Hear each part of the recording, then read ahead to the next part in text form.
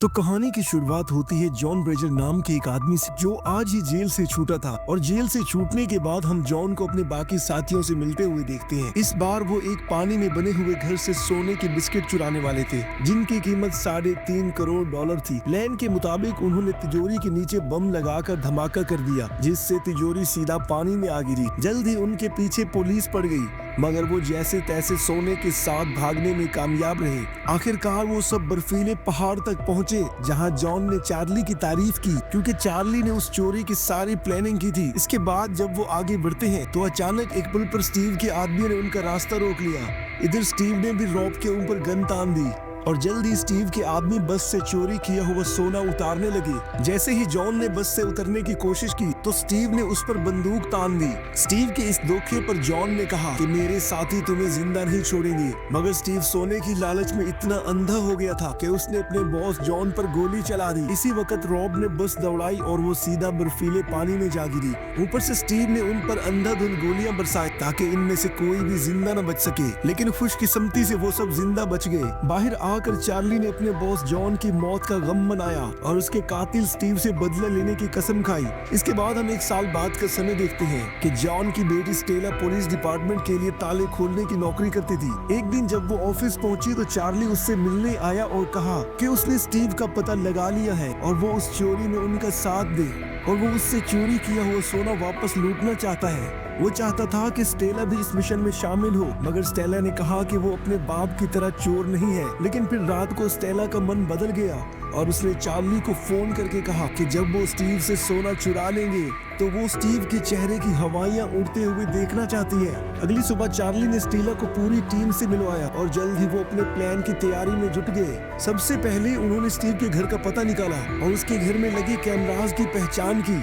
इसके बाद उन्होंने स्टेला को जासूस बनाकर स्टीव के घर भेजने का फैसला किया, क्योंकि उनमें से सिर्फ वही थी जिसे स्टीव नहीं जानता था। दूसरी तरफ स्टीव यूवेन नाम के एक आदमी को सोने के बिस्किट बेच रहा था। यूवेन ने उससे 4 बिस्किट खरीदे और कहा कि वो आगे भी सोना खरीदना चाहेगा। अब चार्ली की टीम स्टीव के हर कदम पर नजर रखे हुए थी। इसके बाद लेफ्टिनेंट ने स्टीव के टीवी की तार काट दी ताकि स्टीव केबल वालों को फोन करे और स्टेला को उसके यहाँ भेजा। फिर स्टेला अपने शर्ट पर छोटा सा कैमरा लगाकर इसके घर पहुंची। उसकी खूबसूरती देखकर स्टीव अपनी अमीरी का दिखावा करने लगा।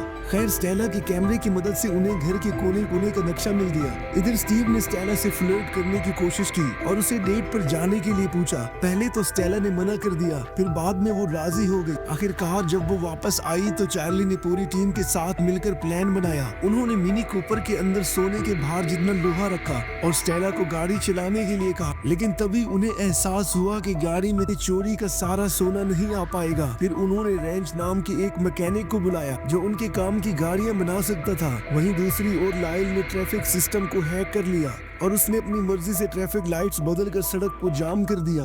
ये देखकर चार्ली काफी खुश हुआ। इधर लेफ्ट ईयर भी इस मिशन के लिए बॉम्ब्स बनाने में जुटा हुआ था। कुछ ही समय में रेंच ने भी गाड़ियां मॉडिफाई कर दी और फिर चार्ली की टीम उन्हें टेस्ट करने के लिए निकली। इतनी जबरदस्त गाड़ियां देखकर वो सब बहुत खुश थे। दूसरी तरफ जब स्टीव यूएन को सोने के बिस्किट बेच रहा था तो यूएन ने उससे उस चोरी के बारे में पूछा, जिससे स्टीव थोड़ा घबरा गया और उसने गुस्से में यूएन का गला पकड़ लिया और उससे पूछा कि उसने उस चोरी के बारे में किस किस को बताया है। यूएन ने कहा कि उसने किसी को कुछ नहीं बताया, उसकी जान ले ली। कुछ ही समय बाद यूएन का भाई मेशकोफ वहाँ पर पहुँचा, जिसने अपने भाई की लाश देखी तो वो हक्का बक्का रह गया। असल में वो यूक्रेन माफिया किंग का लीडर था और अब उसने अपने भाई की मौत का बदला लेने की कसम खाई। वहीं दूसरी ओर चार्ली और उसकी टीम अपने प्लान के अगले पड़ाव की तैयारी कर रही थे। लाइल स्टीव पर नजर रखे हुए था और उसने देखा कि स्टीव स्टेला के साथ डेट पर जाने के लिए निकल गया। जब चार्ली और उसकी टीम उसके घर पर सोना चुराने के लिए पहुंची तो उन्होंने देखा कि स्टीव के पड़ोसी पार्टी कर रहे थे। अब इतने लोगों के होते हुए वो यहाँ पर धमाका करके चोरी नहीं कर सकते थे, इसलिए उन्हें अपना प्लान कैंसिल करना पड़ा। अब स्टेला को मजबूरी में स्टीव के साथ डेट पर जाना पड़ा। रेस्टोरेंट में स्टीव स्टेला की खूबसूरती की तारीफ करने लगा और उसके बाद उसने स्टेला को अपने साथ घर चलने को कहा, लेकिन स्टेला ने इनकार करके कहा कि मुझे लोगों पर विश्वास तो है, लेकिन उनके अंदर छुपे राक्षस पर नहीं। असल में ये बात उसके पिता जॉन कहा करते थे। ये सुनकर स्टीव ने कहा कि उसने ये बात पहले कहीं सुनी है और अचानक उसने स्टेला का हाथ पकड़ लिया। लेकिन तभी चार्ली की पूरी टीम रेस्टोरेंट पहुंच गई और उन सबको जिंदा देखकर स्टीव के होश उड़ गए। खैर फिर उसने अपने हाईटेक सिक्योरिटी सिस्टम के बारे में बताते हुए कहा कि वो इसकी तिजोरी को कभी नहीं खोल पाएंगे। तब चार्ली ने अचानक उसके मुंह पर जोरदार तमाचा दे मारा और इसके बाद वो सब अपने अड्डे पर वापस लौट आए और चार्ली ने स्टेला को शांत किया। फिर जल्दी लाइन ने उन्हें खबर दी कि स्टीव अपना पूरा सोना मैक्सिको भेजने वाला है। ये सुनकर चार्ली को आइडिया आया कि वो रास्ते में ही तिजोरी को चुरा सकते हैं। दूसरी तरफ स्टीव ने सोना ट्रांसफर करने के लिए बहुत अच्छे ट्रक्स और हेलीकॉप्टर का इस्तेमाल करने वाला है। इसके बाद चार्ली रॉब के साथ चोरी के लिए नए ट्रक देखने गया। फिर उसने रेंच को फोन करके उस ट्रक को मॉडिफाइड करने का काम दिया। तब रेंच ने कहा कि वो भी इस चोरी में शामिल होना चाहता है, तो चार्ली ने उसे भी अपनी टीम में शामिल कर लिया। बाद में चार्ली और लेफ्टिनेंट उस पुल के नीचे बम्स लगाने पहुंचे जहां से अगले दिन सोने से भरा हुआ ट्रक गुजरने वाला था। आखिरकार अगली सुबह हुई और पूरी टीम स्टीव के सोने के ट्रक्स का बेसब्री से इंतजार करने लगी। तभी उन्होंने देखा कि स्टीव ने उन्हें भटकाने के लिए 3 ट्रक्स भेजे थे। फिर चार्ली को इसका पहले से एहसास हो गया था, इसलिए उसने कहा कि उन्हें उस ट्रक का पीछा करना है जिसके साथ हेलीकॉप्टर उड़ रहा हो। इसके बाद चार्ली ने लायल को तीनों ट्रक्स के पहियों का भार चेक करने को कहा। इसके मुताबिक जिस ट्रक के पहियों पर ज्यादा भार होगा उस ट्रक में असली सोना है। जल्दी लायल ने सीसीटीवी कैमरास को देखकर उसे बताया कि ट्रक नंबर 128 का भार सबसे ज्यादा है। कुछ देर तक तो चार्ली की टीम ने उनका पीछा किया, पर अचानक चौराहे से तीनों ट्रक्स अलग अलग दिशाओं में मुड़ गए। तब लायल ने ट्रैफिक लाइट्स कंट्रोल करके ट्रक 128 वाली सड़क पर ट्रैफिक जाम लगा दिया।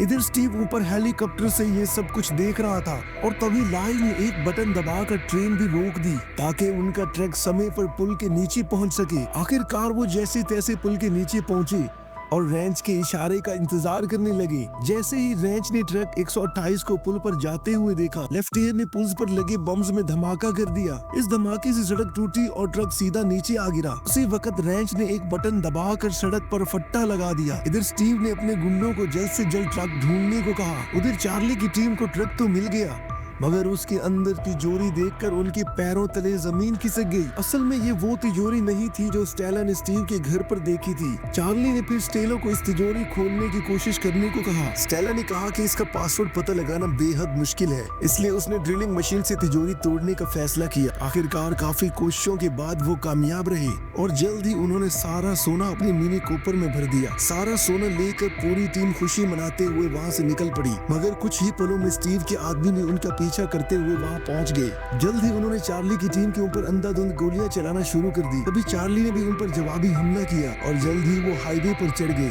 इसी पर स्टीव ने उन्हें हेलीकॉप्टर से देख लिया और उनका पीछा करने लगा। अचानक चार्ली ने रास्ता बदला और स्टीव वहां भी आ गया। एक पॉइंट पर चार्ली की गाड़ी हेलीकॉप्टर से टकराने वाली ही थी कि वो गाड़ी को तेजी से मोड़कर बच निकला। तभी स्टीव भी हेलीकॉप्टर से उतरकर किसी और की गाड़ी चुरा ली और उनका पीछा करने लगा। इधर चार्ली ने तुरंत मिनी कूपर को एक ट्रेन के डब्बे में छुपा दिया और अपनी टीम के साथ दूसरी गाड़ी में भाग निकला। जब उसने चार्ली की टीम को ट्रेन के डिब्बे में से निकलते देखा तो उसकी मुलाकात रेंच से हुई।